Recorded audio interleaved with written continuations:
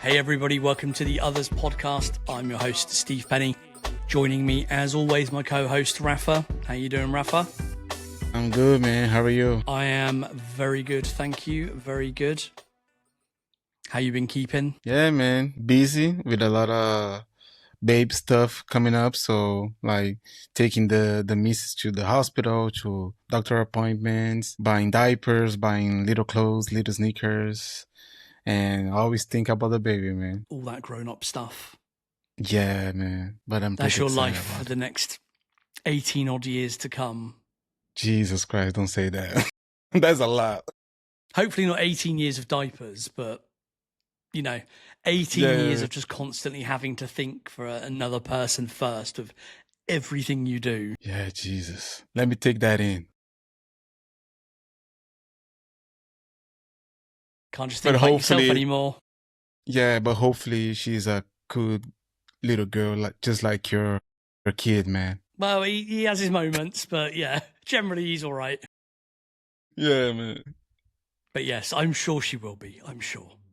Yeah, man. Me too. Nice and chill, just like her parents.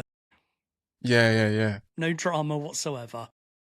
Not at all. All right, cool. Let's crack on with what we've got to talk about today. There's quite a bit of news actually at the end. Quite a few bits and pieces. But our track today, one that you suggested to me a couple of weeks back, a great track, an underrated track. One that I hadn't picked just because normally we go for stuff where like, Pharrell's in the video or he features on it or something. This one he doesn't. But obviously he's produced it along with Chad Hugo. And that is... Say goodbye to love. Yes, Kenna's Say Goodbye to Love. All right, let's have a few facts and whatnot before we get into chatting about this. So, released on the 21st of August 2007 from Kenna's second album, Make Sure They See My Face. The album itself, I think, was pushed a bit during that year, from June to October, and I think that meant that this single also got pushed a little bit towards the end of the summer. This is one of those tracks where I sort of think if it had come out before the summer, it would have potentially done a lot better. Yeah. But this did get a lot of like high profile promotion. We obviously had, Kenna doing the rounds with this album in terms of like interviews and guest appearances and stuff like that. But he did also appear on Letterman with Pharrell and Chad performing it live. He appeared on the Ellen Show. I don't know. Is it called the Ellen Show? I don't know what it's actually called. I think it was the show with Ellen Ellen, DeGeneres. basically. Yeah. Yeah, everyone knows Ellen. So yeah, on Ellen Show, he did a bit of a tour as well. There's quite a lot of live versions of this on YouTube of him performing in different places. He's done like little acoustic sets promoting the album and the single, as well as lots of tour dates around this time as well. So there's quite a lot of promotion that went into it. So I was quite surprised when I sort of looked through it and saw that chart-wise, the single in the album didn't really do much at all. Yeah, true. But I mean, it was Kenna, man. Like, he's a super underground artist, right? Like, even... But are you that underground if you're appearing on Letterman and Ellen? And that's true, but if you think about it, Odd Future they were underground before Jimmy Fallon, and after Fallon, like, they blew up. Ish. Kenna didn't. Yeah, Kenna didn't. Yeah. But I mean, we will talk about his sounds, but talking about a black guy making pop, rock, electronic music, singing kind of like Bono Vox from YouTube, people were like, what is this? It very much just, it reminds me of early N.E.R.D. stuff where there's such a mishmash of different genres and influences that I think a lot of people kind of aren't sort of quite sure what to make of it and how to interpret some of it. Yeah, I agree 100%. I was talking with Juliana and I was listening to the song and she was like, what is this? I never heard about this and you never talked to me about Kenna and everything. And I was like, no. And I started to explain a little bit about him. And I was like, imagine this, like Kenna is for N.E.R.D, while Solange is for Beyonce. It's like a cousin of N.E.R.D. Hear the similarities, but it's different. No, I agree with that, definitely. I think, there's obviously a lot of crossover with them as well. I think they grew up together in Virginia. From what I understand, Kenna went to school with Chad and Pharrell. I don't know if he's the exact sort of same age as them or slightly older or younger or whatever it might be. But he was kind of, around them in those kind of formative years. And then obviously, as they've all kind of got older, they've sort of stayed in touch. And, a lot of his early work, a lot of his work in general, has been kind of either produced or co-produced by those guys, especially Chad as well, which makes sense because Chad is definitely, the quirkier one, the one that's a bit more out there, the one that does sort of the weirder stuff, the weirder projects with, strange sounds. So I think that fits perfectly into kind of Kenna's own sort of sound and aesthetic. Yeah, 100%. And if you pay attention, have you ever seen the entirely of the Justified footage that we have on internet? Like the studio footage of Justified album with Justin Timberlake. Yes. So you can see Kenna like in a lot of videos. So he was around a lot in the studio and everything. Definitely. He's very good friends with Justin Timberlake still. Yeah, some stuff about that later on. So yeah, obviously he was very tight with all of those guys and kind of continued to work with them. His first album, New Sacred Cow, was sort of, less produced by the Neptunes. I think the majority of it was co-produced or produced by Chad, which you can definitely hear in the music. And then this kind of second album, Make Sure They, is it See My Face? Yeah, Make Sure They See My Face is definitely a lot more kind of poppy sounding. It's a bit more, it's for a wider audience, let's say. It's not quite so quirky. It's a bit more polished. Especially this single that we are going to talk about. You can see the difference from Say Goodbye to Love to the rest of the... Yeah. And while it didn't kind of perform all that well commercially, and I don't know the exact numbers because they were impossible to find when I was trying to sort of look it up, it was nominated for a Grammy. So obviously within the industry, he was being recognised, the album and, the track itself, were being recognised. He didn't win, unfortunately. So this was in 2009 and he was nominated in the terrible, category, Best Urban/Alternative Performance. So, to me that reads like, weird non-white people, it's just like, oh God, what a category, fucking hell. It's like, here's some people that aren't white and we don't know what to do with them. Put them in there. Yeah. It's just, 100%. Yeah. He did not win that, unfortunately. He lost out to Chrisette Michele and will.i.am. I don't know the song. It's called Be Okay. I might know it if I heard it. But the fact it's got will.i.am in it means I've probably done everything possible to avoid hearing it, some point throughout my life. I mean, I don't know that song, but I remember like will.i.am and Chrisette Michele doing great things on those years. I'll take your word for it. Yeah. I'm sure it's a great thing. I won't listen to it. The fact it's got will.i.am in it, just thanks. I don't think I knew that you hated will.i.am. Yeah, I'm not a fan. He's so cringe. He is. Just even sort of back in the day with like when they were really popular, just cringe.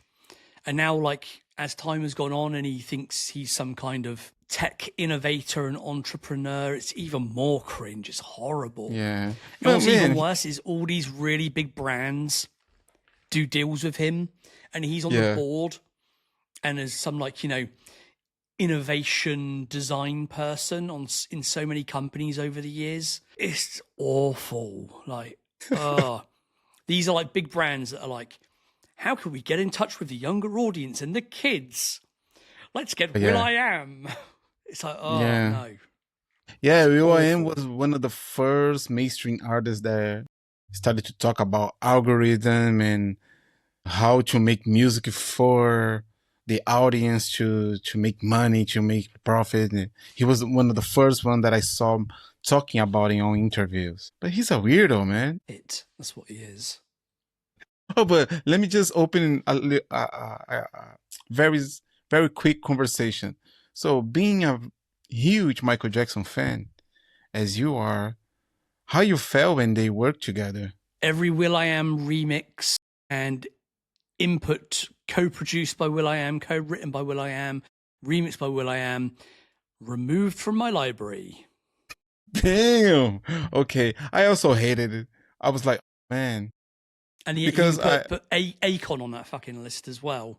yeah, All the crap man. they got him involved with as well, with the MJ stuff. Delete. Yeah. I was heartbroken because I was expecting Pharrell or the Neptunes together to work with MJ, and they chose Will I Am. I was like, oh man, Jesus. And I think it was Again, at the same it's one time of those things that where it's like, yeah, Michael Jackson's estate are going, oh, who's cool and hip? Who can we get in to do these cool remixes? Who's down with the kids?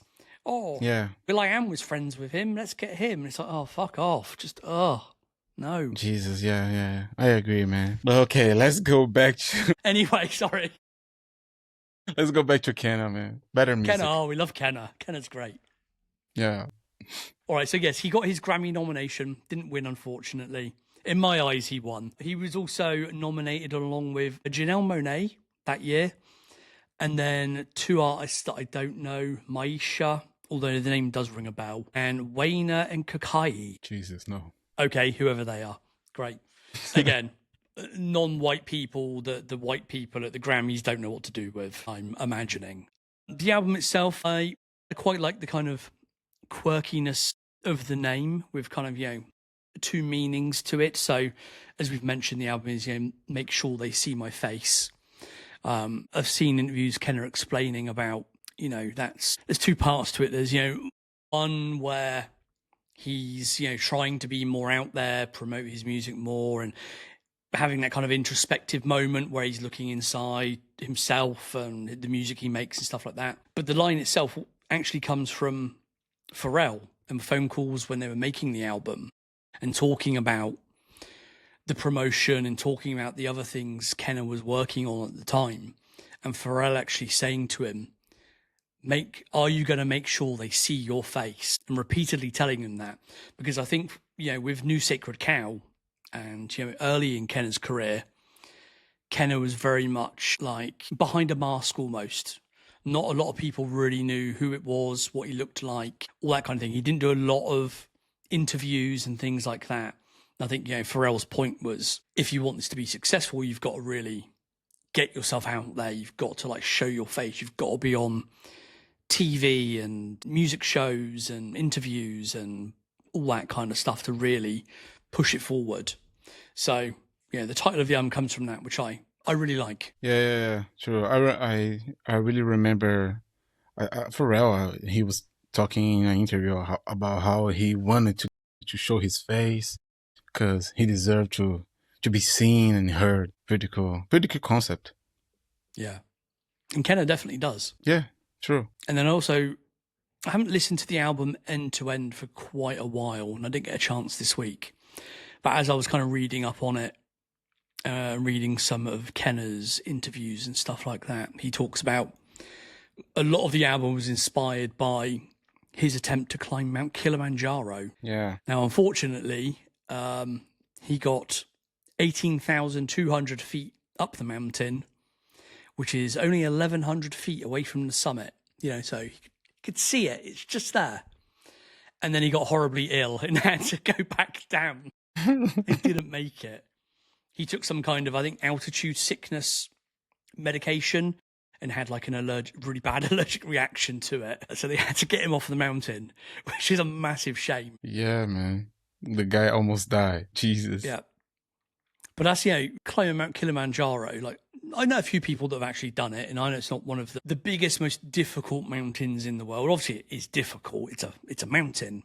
But there are kind of easier routes up it and stuff. But you have to do some kind of training for it. You have to kind of get your body ready for it and put the work in to make sure you're physically kind of fit enough to go and do it.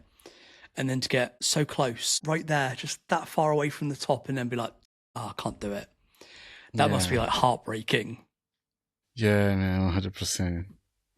Man, but to be honest, I don't even know anyone that climbs anything.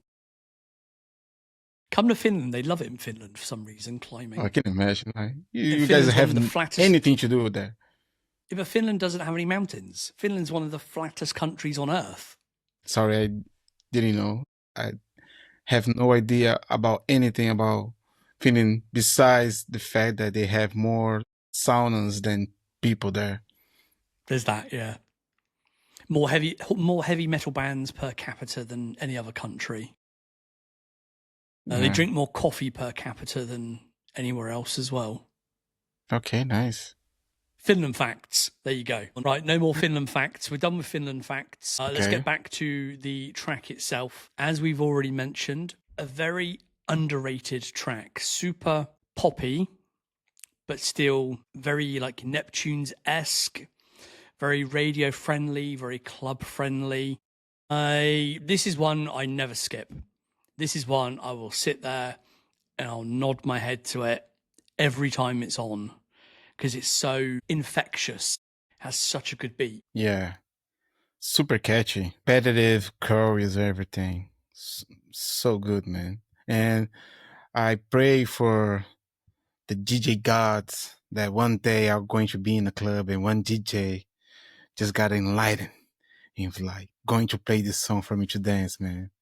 I think it's the only song that I never heard on a club that I really want to listen to in the club. I'm trying to think now if I've ever heard it anywhere. Yeah. I don't think I have. Me too. Even in the radio, for me, only on maybe on MTV, yes, and on the internet, but never outside. I think I've heard it on the radio previously, probably around the time it came out. The video I'd never really seen, though. And even when I sort of rewatched it back over the last week, I was like, I don't remember any of this video. Yeah. I guess I probably saw it once or twice in 2007 and never went back to it, basically. Yeah. No, I listened to this track like a lot. Like I was listening to Kenna throughout the 2010 until 2012, probably quite a lot, especially this second album. Like I was listening to heavily. And I remember also like being on, always keeping up with the updates of the Neptunes.org. Shout out to Mika. And he was always talking about Kenna and how Kenna was trying to put out some new work. And I don't know if you remember this, but Kenna actually had an entire album recorded by the time it was, I think, 2012, 2013. And the studio, I think, how can, like, there was a fire in the studio. Yeah, his hard drives got destroyed. Yeah, exactly. And he's lost everything, and he was super depressed about it. So I was super heavy. I think remember he did go back and re-record all of that, but obviously it's always going to be slightly different to your original recordings. You know, the feel of it, the vibe of it. There's also going to be bits of it you probably don't necessarily remember how you did it or what you did. Yeah, true. So yeah, I listened to this album a lot. I remember like trying to show Kenna to some of my friends, and they were like, "You're insane. This sucks." See, I would think although he's kind of quite sort of quirky and stuff like that, I think most people, if they listened to either of the first two albums, there's something in there for everybody. Oh yeah, true. There's ballady songs, there's stuff like this, very poppy, there's kind of rocky type stuff, like, too influenced. There's like, hip hop influenced type stuff. There's a bit of a mixture. Oh yeah, true. Yeah. I remember I was dating this girl when this song came out, and she was like, I only like Say Goodbye to Love. The rest of the album is too different for me. I understand.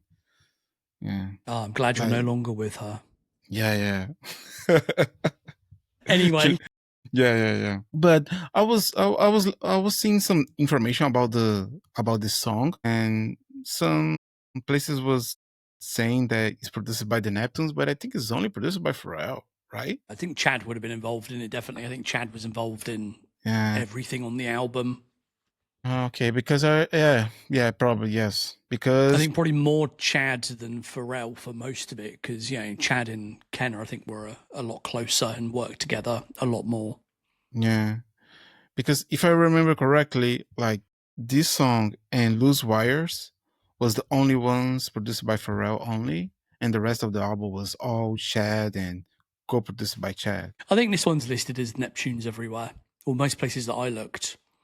Yeah. So, yeah, I'd expect Chad to have a fairly heavy sort of involvement in most of the Kenna stuff. Yeah, I should have the physical CD, but it's all in Brazil right now. I would love to have it right now.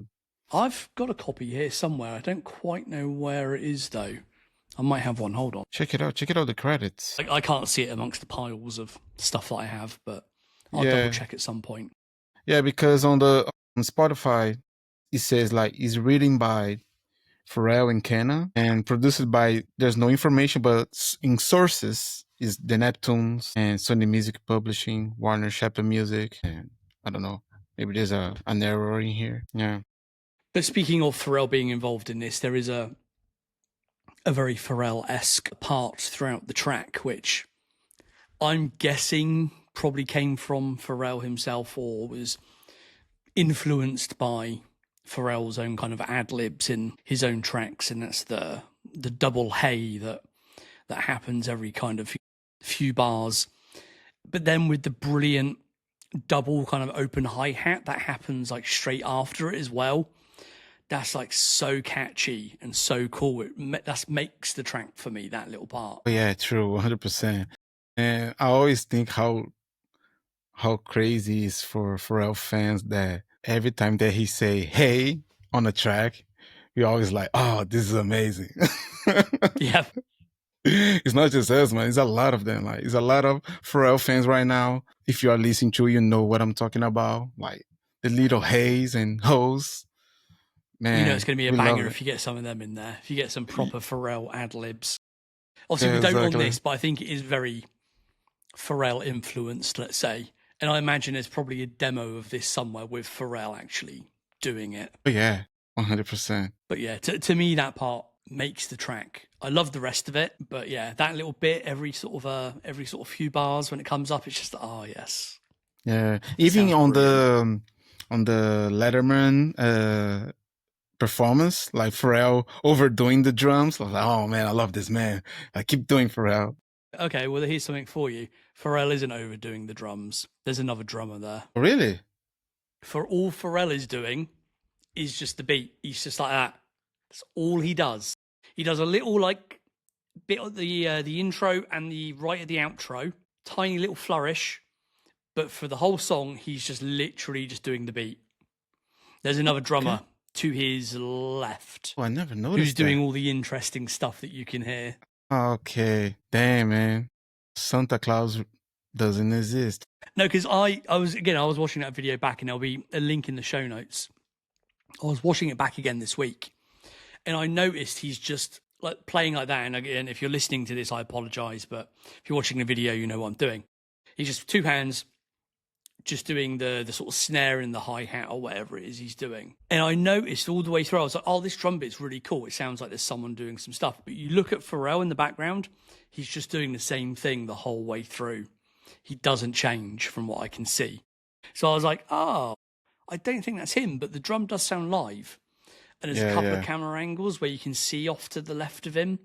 And there's another drummer over there. Also, Chad is on the keyboards, but there is another keyboard player there as well. So I don't know how much they're actually doing live there. Okay. So they are like, I don't know, Daft Punk on Grammys, like just pressing buttons and not actually playing anything. Yeah. At least Pharrell is doing the very basic stuff.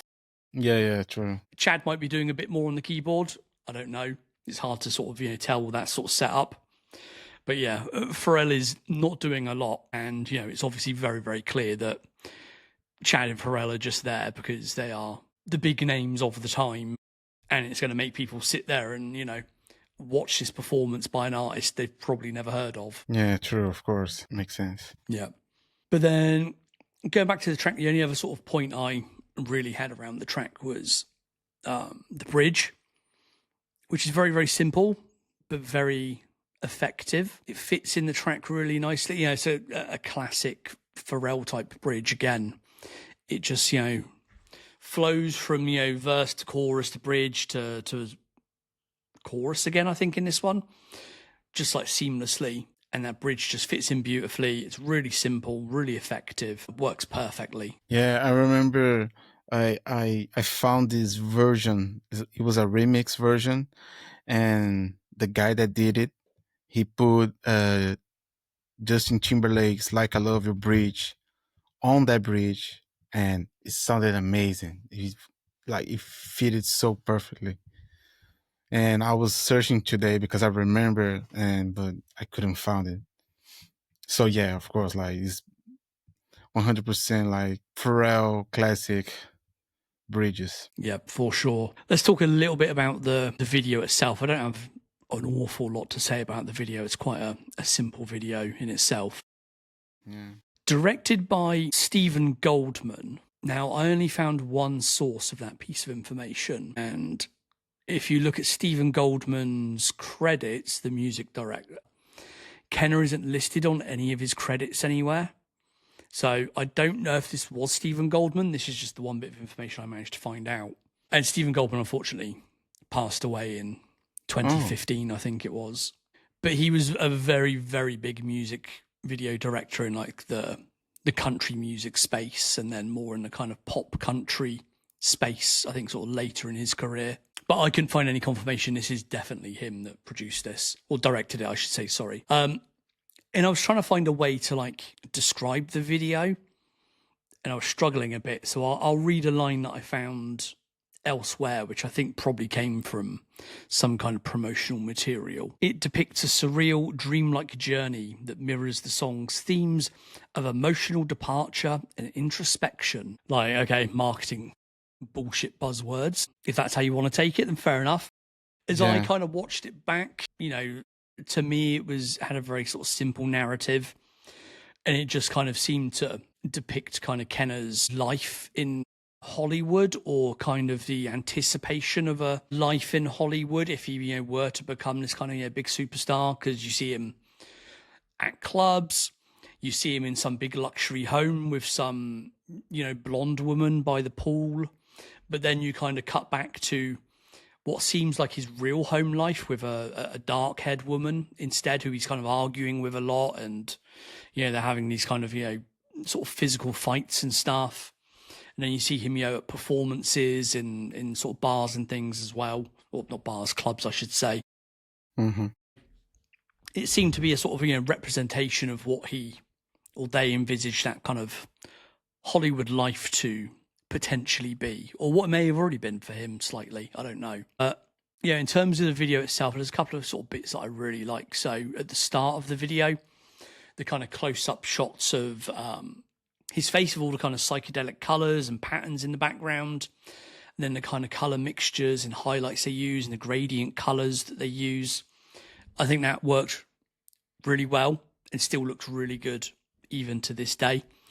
The bit where they start distorting his face, so it's like, when you look in one of those weird funhouse mirrors, like your nose goes really big or your head distorts or something. Those I didn't really kind of get or think much of. But then the one other effect I did quite like is when he's arguing with the dark-haired woman throughout different points of the video. There's kind of like her image and her head is kind of stretched in kind of weird ways to, I guess, to kind of portray the sort of, the anger of what's happening in that moment and stuff. And that's a very simple effect, just putting a mask around a subject and pulling the points out. But it works quite well to, represent kind of what's happening in the video. So I quite liked those parts of the video itself. The rest of it was just meh. Yeah. Two things that came out. Actually, first of all, are you sure that was the director of this video? Because I always thought it was Hype Williams, and I put it on Google and it's saying it's Hype Williams. Okay, in which case then we can blame the Neptunes.org, because that's where I sourced this information from. Then Mika, you mess it up. So I just seen this website. It's like EMDB, but for videos, and he's saying he's Okay, I normally director, use that. Hype Williams. Okay, so I looked at the director, Stephen Goldman, on there, and I went through all his stuff, and I did it on Wikipedia, but I didn't look at the track itself, which obviously I should have done, but I didn't have time to do it. So, okay, I can kind of see it being a hype video, especially with those bits at the start that I talked about, the kind of colours and the psychedelics and the kind of the highlights around the body and stuff like that. I could see that being a hype thing. Yeah, true. And I feel like this video is like, if everyone knows video and SUV video made a baby, it was this video, because it almost feel like his homemade video because of the shots, especially on the house when he's arguing with the girl, and it's kind of trippy. Also, like the SUV video, like a lot of things don't quite make sense, and why you seeing this, like why they decided to do like that. But it's just quirky and strange. And I always felt like it was a mix of those two videos that Pharrell was obviously involved. Yeah, I can see that. The only other point I've got about the video itself is I did like the classic early 2000s product placement. You can't have an early 2000s music video without some terrible product placement. In this case, it's a Hewlett-Packard PhotoSmart digital camera, which again, shows the age of the video, nearly 20 years old. But then, I've got to say, it wasn't a random piece of product placement. Had already done some work with HP. I think he did more work with HP in the future as well, in terms of some branding and marketing stuff that he did with them. So it kind of ties into that. But yeah, I just feel the 2000 to 2010, I reckon at least 50 to 60% of music videos, especially like hip hop and R&B type ones, at some point there's a shot of like a person taking a picture of another person with a branded camera of some kind for the product placement. And if there isn't that, there's like a Beats pair of headphones or a Beats pill speaker in the corner or something. Yes. Very much of its time for sure. Yeah. Yeah, because I think that happened a lot because it was like the beginning of the downfall of the music industry, right? Like they were not making so much money like they used to. So they were like, oh, we have to like bring these brands to make our videos because there's no budget for it. Yes, definitely. Yeah, I think that's how most music videos were funded in the early 2000s, through their generally terrible product placement. Yeah. All right, anything else on this video? No, man. But I really like the part that you said about the effects on the face of the model. Like, is pretty, like, is a standout 100%.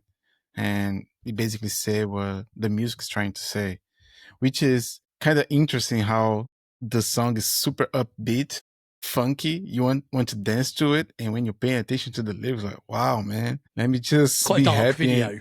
Yeah, exactly. In a dark video also. Yeah, exactly. Because if you put what is the name of that band with Jesus? I want to say REM, but it's not REM. It's the other one with Jesus. It's a very popular band that they have this song. There's a lot of them. What is the name? Remember the song with Pharrell, Kanye, and Lupe? They use a sample on that song. Oh, Radiohead, you mean? Radiohead. That's the band. So if you All put those white boy bands all get mixed up, don't they? They're all the same. I don't think I ever heard an entire Radiohead album. Good for me, man. Yeah. I don't. So if you put any Radiohead song over that video, it fits perfectly. I don't know about any Radiohead song, but I get. I the don't point know you're either. making, I'm yeah. just saying for saying, yeah. I'm just saying for being an asshole. But yeah. All right. A couple other things I just wanted to kind of touch upon, just because I hadn't looked at anything Kenna related for many years. Obviously, I hear the songs quite regularly, but Kenna's very much off in his own world, doing his own thing. You don't see or hear a lot from him. Yeah, Although I unfortunately. do very much miss those Kenna Yeah. Instagram lives where he would just randomly come on and start like doing his songs from his albums on the piano live, or singing like, you know, new songs that he's working on. And then like he wouldn't read any comments, he wouldn't answer any questions. He'd play some music, just turn it off. Amazing. Yeah, Bring man. that back for sure. But yeah, I just wanted to mention a couple of things I just sort of found interesting in reading back about Kenna over the last sort of few years. Obviously, I think most people will probably be aware, at least if you follow Kenna and, you know, you've kind of heard about him in the past. Born in Ethiopia, moved to the US when he was about 3, I think it was. I think it was like Cincinnati or somewhere random like that. And then ended up moving to VA and growing up and going to school with Chad and Pharrell and stuff. As he got older, we talked about his kind of friendship with Justin Timberlake. I assume they're still friends. I completely forgot about this, but I do remember it at the time. He partnered with Justin Timberlake to invest in and relaunch MySpace. Damn. All those years ago when it like MySpace got sold, it went down the toilet, everyone moved to Facebook, and then MySpace was just sort of floundering around. And I remember like Justin Timberlake being like the face of it all. And obviously he invested money in it. And they made this big deal about relaunching it. And it was going to be a platform for music artists. And they were going to bring back the old kind of MySpace feeling, and yeah, a place where you could interact with artists again and stuff like that. And Kenna was part of that and served as another one of these like Will.I.am type of bullshit titles. Chief Vision Officer. Only a tech company could come up with a job title like that. But yeah, he was working there for a certain amount of time. I don't know how long it lasted. I don't think MySpace ever really got back off the ground. I vaguely remember when it relaunched, I was like, Timberlake's involved and Kenna and some other artists. And I tried to find my login for it from like years and years before, and I couldn't log back in. So I was just like, just gave up, never looked at it ever again. I think most people did the same. Exactly, man. I mean, damn. I think when you think about all these platforms and social media websites, every time they try to bring back something, it never works, man. Yeah. It died, and it died for a reason. Yeah, exactly. And it was also, you know, like MySpace was popular at the time for a very specific reason, because of, you know, how the world was at that time in terms of how we got music, how we distributed music, how we listened to music and stuff like that. And obviously we didn't have Instagram and Facebook, you know, they came sort of just afterwards. So it was that early way of like, you know, interacting directly with artists. But now you don't need MySpace. You don't need it to interact with artists, because you can follow their every move on Instagram or Threads or Facebook or whatever. And you don't need to get music from there, because you can just go on Spotify, Apple Music, wherever it might be. And you've basically got the collection of all music from eternity available to you for, you know, $10 a month or whatever it costs. So yeah, MySpace was never going to come back, unfortunately. So I hope Kenna didn't invest too much money into it. Yeah, man, 100%. For Kenna, man. And then one other thing I noticed, which really surprised me, was I was just looking through, I think it was on Wikipedia, some of Kenna's things that he'd appeared on, things that he'd worked on with other artists. And he's on a song called Summertime by Wiley. And if you don't know Wiley, he's like a UK grime artist, rap artist. Okay. And Wiley's Summertime is a song that I probably listen to. It comes up randomly when my music's on shuffle, at least once a week, absolute minimum, probably even more than once a week. I had no idea Kenna was on the chorus of that song. When I listened to it yesterday, I was like, oh yeah, of course that's Kenna. That sounds exactly like him. But I never realised. I've been listening to that song hundreds of times, maybe thousands of times over the years. I never realised it was Kenna. Wow. So there we go. Yeah, Kenna was like working on the background a lot. Like I remember like he co-produced some songs for Ashley Simpson. Yeah, he did a lot of stuff with Chad, 2008, like co-production stuff, yeah. And I remember Justin Timberlake talking about how Kenna inspired him to name. Remember that song "4 Minutes to Save the World" with Madonna? So it's produced by Timberlake and Timbaland, and the name of the song was inspired by a conversation that Justin was having with Kenna. Because basically Kenna is a super profound lyricist, like he's a writer, and were trying to like make a song together, and then Justin basically say like, "Oh, Kenna, ease it up, man. You don't have to be so profound. Stop trying to save the world in 4 minutes." And that was the inspiration. I did not know that. Yeah. And that completely makes sense because, again, Kenna, if you don't know, big philanthropist. He has, a number of kind of charities and organizations he's set up over the years and, help clean the planet up and save water and all these kinds of things and provide, I think, clean water to certain places as well. So, yeah, that makes sense. Yeah, true. Good Kenna facts. Well done. Yeah. All right, should we get onto some news? Yeah, let's do it. All right, a few bits and pieces. We've previously talked about the Adidas Adizero EVO SL. What an awful name for a shoe. This is the kind of marathon shoe that was previously released by Adidas that cost about $600 or something crazy. It's only if you actually run marathons that you need this. Yeah. There is now a kind of general release version available, or there was a couple of weeks ago when this news came out. There's two colorways, a light version and a dark version. They were retailing on humanrace.com as well as at some select retailers for $160. Dang. I think there's a few sizes out there still available, but most places have sold out. These did seem quite sought after. I guess if you're into running, they're obviously, the big kind of new thing in running at the moment, or at least, the really high end ones were. So I guess there's a lot of people that don't want to spend $500 or $600 on the really high end, but still want that kind of technology in their shoes. So they've copped the slightly cheaper version. They weren't ones that I personally would get or would wear. Obviously, certainly not go running in. But like I say, there are, I think, limited sizes still out there and available. So if you are into that type of aesthetic or you are into running, then you can go and find those online at humanrace.com or selected retailers.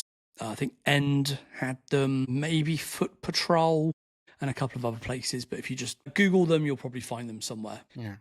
BBC New York had, it was like a marketplace. I can't remember the actual name for it now because I was in a rush when I wrote the notes. But they had this kind of marketplace a couple of weeks back, which was really good to see, bringing together lots of different kind of, local independent brands and creatives, kind of all under the BBC roof. And they invited them all into the BBC store and had kind of like a whole sort of, night of it. It seemed like a great event from what I saw online. It seemed very successful. I know it got a write-up in Forbes as well, or on the Forbes website. They covered it. So lots of good stuff going on at BBC US at the moment. Yeah, and I was kind of surprised because for the amount of artists and designers that were there, because yeah, of course, like we see a lot of stuff about Billionaire Boys Club because we are fans, but I saw all those bloggers and influencers and designers there like posting about it, and I was like, oh, they are in BBC New York. Like, what is happening here? So it was cool to see like the store kind of having this hype for an event, such a big event for designers and streetwear fashionistas, whatever. So it was cool to see like kind of the flame again around the store. Yeah, definitely. And those are the sort of things that seem to work really well, especially like in New York. And I always, during like New York Fashion Week and times like that, during the summer, you see a lot of brands that have sort of stores do these big events, and you see all the pictures of the people outside spilling out into the streets and stuff and just hanging out and kind of casually kind of catching up and enjoying, what's on offer there. And this event really, sort of did look like that, and it looked like a really great event that was put together. And that's what I hope BBC lean into a little bit more. I guess Japan probably not so much. It's a bit different.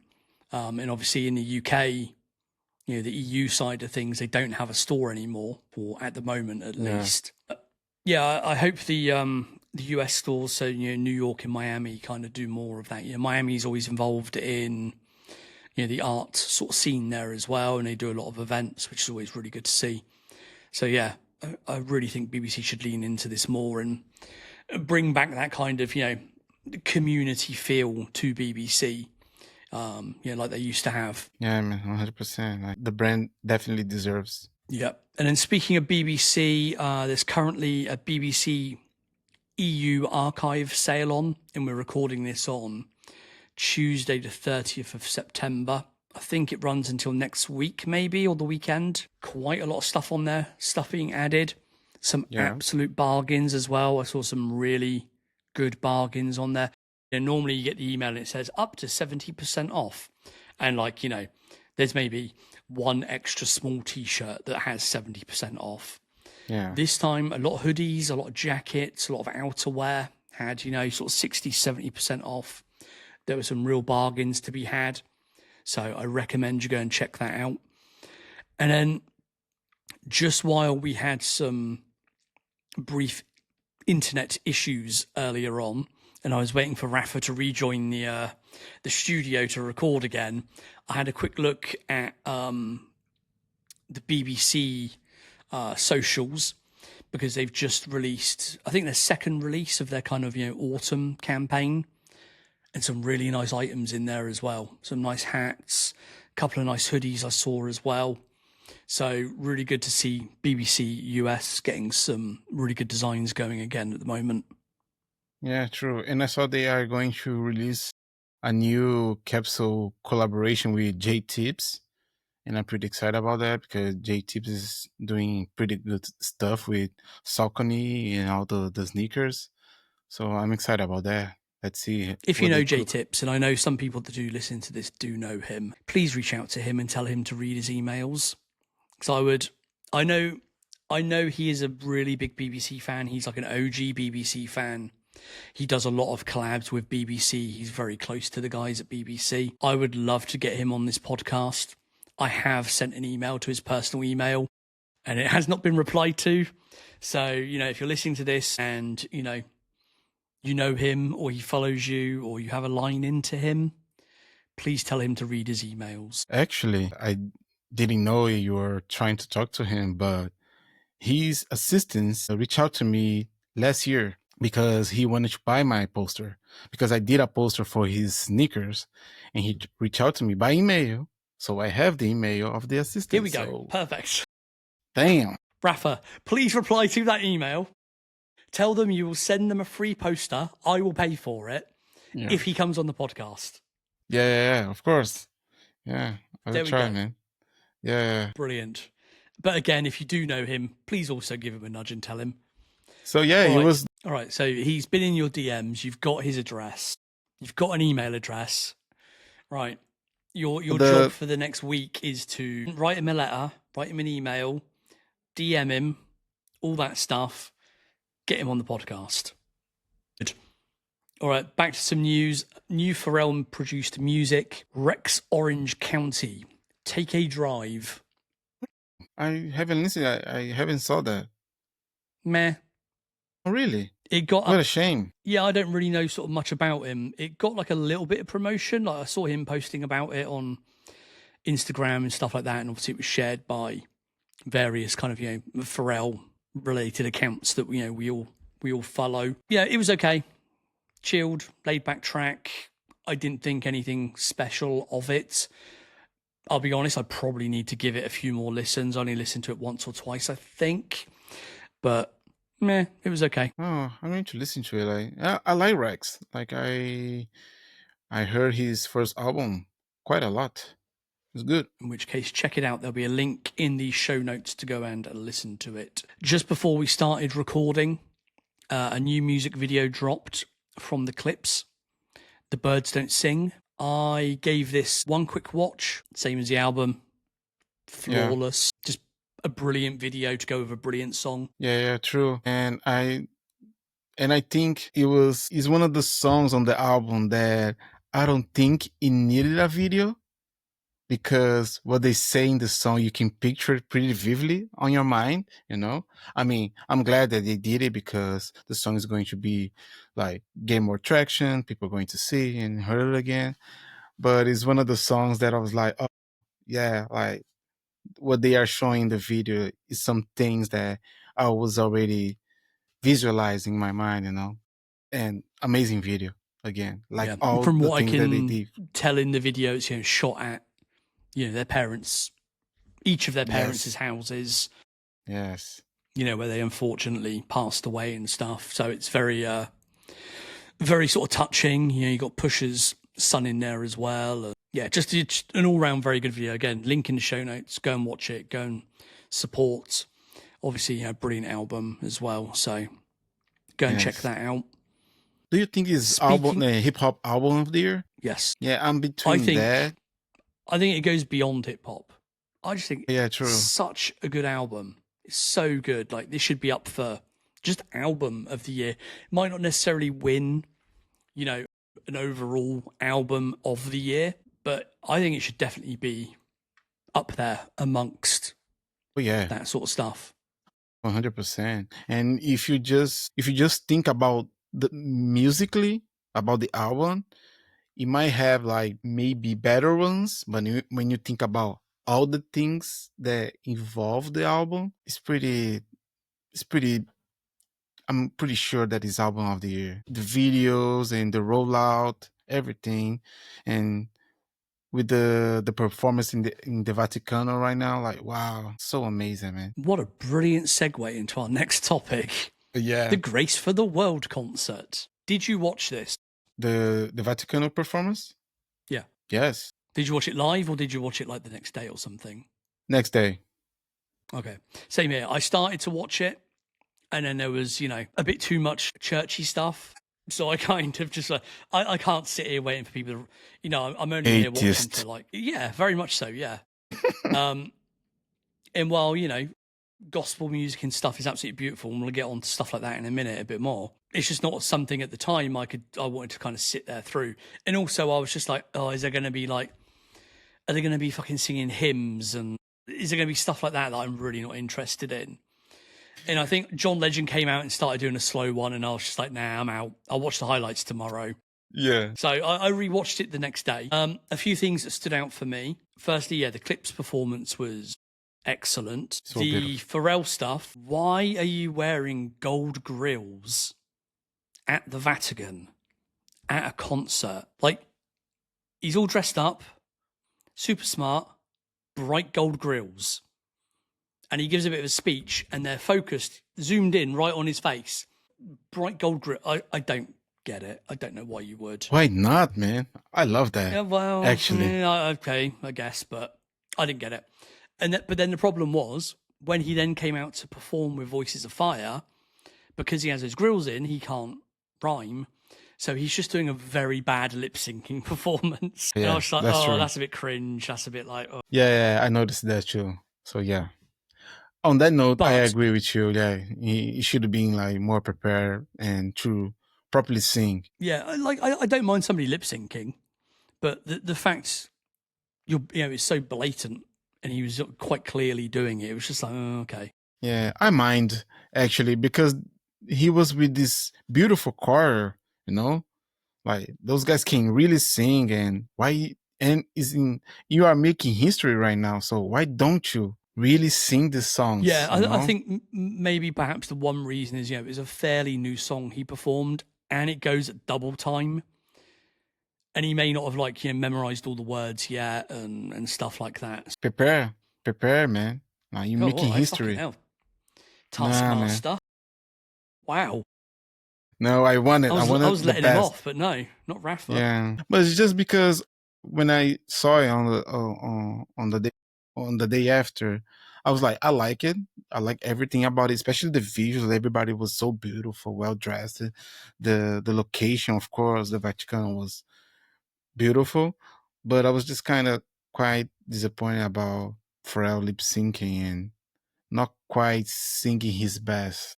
So I was like, okay. What did make me laugh at the end was, he kind of came back out and stuff after Voices of Fire had done their stuff, and we'll get onto them in a minute because they were fucking amazing.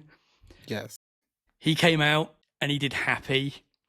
And it's like, that poor man, that song is going to haunt him to the grave. Like, I get why you're doing it. You're doing it in that sort of situation. You know, it fits everything that you're talking about, and, you know, bringing people together, helping the world, etc., etc. But he has openly said he hates that song and doesn't want to perform it. So when he came out and started doing that, I was like, oh no, they've got your man doing Happy again. Like, yeah. And that's one of the things that surely there could have been something else he could have done. Surely. Or differently. Like, that's one of the things that I thought about. So since you're going to perform this song that no one cares about it anymore, like trying to do something different or remix it a little bit. I don't know. Make only the choir sing it, like, I don't know. And he did like some basic stuff like, okay. Yeah. I just feel that he'll never get away from that song. Yeah. Which is kind of understandable, but he? I just feel that whenever he's got any of these kind of events to go to, which are, there cannot be any controversy, you cannot say a word out of place, you know, such as when you're at the Vatican, he's got, you know, the one song everyone's going to default to is like, oh, can you do Happy? Can you perform Happy? Like, it's a nice, safe, happy song, no pun intended. Just do Happy. And he's still like, oh, fuck. He'll be like 85 and he'll still be going, because I'm happy. Yeah, man. I hope at some point he just says no. He'll take, you know, a leaf out of Push's book when for all those years they refused to perform When the Last Time. I know they do it now, but for many years they said no. I hope Pharrell at some point just says, do you know what? I'm never doing that song again. If you want me to perform it, no. Pay me and I'll perform anything else, but not that. Yeah, man. I feel the same way about Can't Stop the Feeling by Justin Timberlake, which is basically a rip-off because the concept is basically the same as Happy. But I hate that song with all my strength, man. Jesus. And I he doesn't even sing it nowadays when he performs it. He gets the audience to sing it for him. But one thing about that, on that note, like Justin Timberlake has been doing that for years now, but that only happens on the last shows, because I was lucky enough to see like one of the first shows that he was doing here in Europe, and the show was amazing. Like he sang his heart out.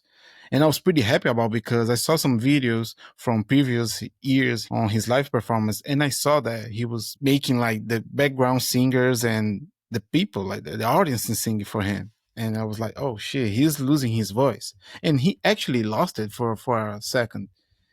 But I was lucky to see one of the first performance of the tour here in Europe. So it was very good. But at the end, he was like, oh man, he was like done singing and dancing. He was so tired. I think I mentioned it like on a previous podcast. He was in Estonia at the start of the summer for a small festival. And we were going to go, but then we had to be in London the next day. And the timelines were sort of too tight. So I didn't end up going. But like the amount of complaints online, he just basically got the audience to sing the whole concert for him. And hardly did anything. People were very annoyed. So I was like, oh, I'm kind of glad I didn't go. Yeah. So sad, man. But at the end, his public said on his Instagram that he got like Lyme disease, something like that. So that's why he was like that. Yeah. Which I think is bullshit. Well, yeah, cancel the concert if you're not able to sing. You're a singer. That's what people are paying to see you do. Yeah, exactly. And not just the singing part, like you can see the body language, the dancing, like it was all super sad to see. That man was tired. To be fair, like, yeah, he's our age. He's in his 40s now. If I had to get up on stage, every other night for months on end, like I'd be dead after 2 nights. My back hurts, my knee hurts, everything hurts. Yeah, exactly. Like that's one of the things that when the first time that I saw that I think I properly saw N.E.R.D was here in Barcelona in 2018, and it was very good, but it wasn't N.E.R.D from 2004 or even better 2008 for singing sounds, because I think Pharrell performances with N.E.R.D from 2008 until 2010 was amazing. That his energy was top notch. He's one of the best eras for on Pharrell on stage. After that, like of course, like he's not getting any younger, so it's normal to not have the same energy anymore. But it's one of the things that when you see like bands like I don't know. Yeah, definitely. Speaking of performances, let's get on to our very last sort of topic before I need to get out of here. And that's Voices of Fire, who during the Grace for the World concert were genuinely excellent. Obviously, we've heard stuff from them in the past, and it's Pharrell's, uncle that kind of, leads them and stuff like that. So we know of them, but they were just like so excellent. Like you say, just they looked amazing. They sounded amazing. For me, they were like the highlight of the concert, but also in the last couple of weeks, they've released an album now, and you can get this from voicesoffire.com. When I first sort of saw the posts about this, I was like, oh, okay, it's going to be, very religious. Obviously, they're a gospel choir, but it's going to be a lot of like downbeat church type songs that I'm probably not really interested in. So I didn't really look at the album at all. It was only when I saw that concert a couple of days later after the album had come out, and I was like, these are like N.E.R.D songs. You can quite clearly see what Pharrell has written, what vocal arrangements he's put in there, which parts of the beats he's done, because a lot of them sounded so N.E.R.D. They could I would imagine they probably were N.E.R.D tracks at some point in the last few years. So they sounded absolutely brilliant. So I was like, okay, I need to go check this album out. So you go on voicesoffire.com, you can buy individual tracks or you can buy the album, and you can then obviously just download it from the website and you can get it in loads of different versions. The album, I've given it a couple of listens. It's a banger. Some of those, I think I messaged you and I said that, didn't I? Yeah. Some of the tracks on there are just like N.E.R.D heyday type tracks. They are brilliant. I need to give it much more of a listen, pay a lot more attention to it. But yeah, I would highly recommend people go and buy it. I think it's like $10 or €10 or something like that. You just pay for it, like I say, you just download it, whatever format you want it. Support the artists directly. This is the best way to do it, instead of streaming it online somewhere. I don't know if the album is actually available on Spotify and Apple Music and stuff like that. It's just a snippet. Yeah. So yeah, go to voicesoffire.com and grab the album for $10 or €10. And I don't think you'll be disappointed. I think you will genuinely enjoy it. Even if you are a heathen atheist such as myself, I still very much enjoyed it. Yeah, man. Also, I would love to see them live, man. I think they would be amazing live, yeah. Yeah. But just to mention as well on there is a bunch of like lyric videos and music videos to go with each track. You have to pay to access the music videos. That I wasn't impressed with. And again, they are just lyric videos. They're not even like really massively produced cinematic masterpieces. They're just you can get AI to do lyric videos for you, but you have to pay like $1 or $2 or something to watch the video. So I was like, no thanks. Who's doing that? They did also release some physical versions of the album, so CDs, vinyl, etc. And there is a very limited number of signed copies by Pharrell. I think there are 250 available. Of course, I went and bought one, obviously. Obviously. I don't know if any are available still. I imagine there probably are some standard ones at least available. So, yeah, if you download the album and you enjoy it, go and support them by, buying the CD or buying the vinyl or anything else that's on the website to support them directly. Yes. Is it an album you've had a chance to listen to yet? Yeah, man. I listened like I think 5 times already. So yeah, it's pretty amazing. I love the beats, man. I was surprised about the beats because I thought the focus would be the vocals, and it kind of is. But since we are Pharrell fans, like of course we're going to pay attention to the beat. So the production's pretty amazing, man. Yes. And I hope they do more. Pharrell is on his bed doing this. I mean, when it comes to producing vocals and harmonies, Pharrell know his stuff. Yeah, for sure. So yes, recommended by both of us. Go and check it out, even if you are not a gospel music fan, even if you're not into religious music or anything like that. There's still some banging beats in there, and it's still very well written. Yeah, for sure. Cool. All right, I reckon we can wrap it up there then. Yeah, man. Just quickly before we go, just because I'm wearing this lovely Fly or Die hoodie, as I'm wearing it, a shout out to Adam Romo that made it for me. You can find him online, adam.j.romo, I believe his Instagram is. I don't think he's in the t-shirt or the hoodie or hat game anymore. But, if you love his designs and stuff, which we've shared previously, then give him a follow and reach out to him because he still does some of his design work as well. Cool. Yeah, is the hoodie that you were wearing when we first met? I think it might be. Yeah. Or was the... Oh, no, I think it was the N.E.R.D. That was the N.E.R.D. one. Yes. The big one with the big letters. Yeah. Yes. True. Too many sparkly hoodies. Yeah. All right, well, we'll wrap it up there.